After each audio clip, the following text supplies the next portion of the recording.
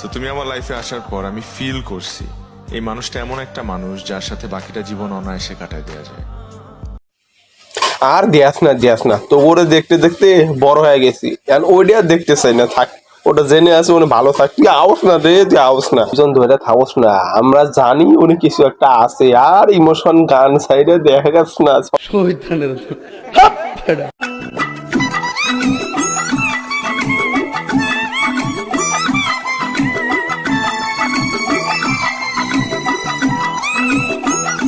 বাবা এখনো বাচ্চা হয় নাই, তাতে তো কত অনুষ্ঠান করে ফেলাইছে, হইলে যে কি করবো এটা আমি মাথায় ঢুকতেছে না আমার।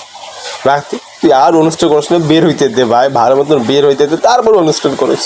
আলহামদুলিল্লাহ, আমাদের এতদিনের অপেক্ষার প্রহর প্রায় শেষের দিকে। তার জন্য আমাদের কতই না প্রস্তুতি আর কতই না আয়োজন। তো বাবুর জন্য কি কি প্রস্তুতি নিচ্ছি, কি কি কেনাকাটা করলাম, থাকছে এই ব্লগ। এখন বউ ব্যবসা করে সন্তুষ্ট হয়নি, এখন সে বাচ্চা ব্যবসা শুরু করতেছে। এইভাবে আর কতদিন চলবি রে? হ্যাঁ, নিজে কিছু কর, এইভাবে মানুষের কাছে কত অপমান হবি। হ্যাঁ, তোরে আর কি করবো, তোরে কইতে কইতে আমার জীবন বরবাদ হয়ে যাইতেছে।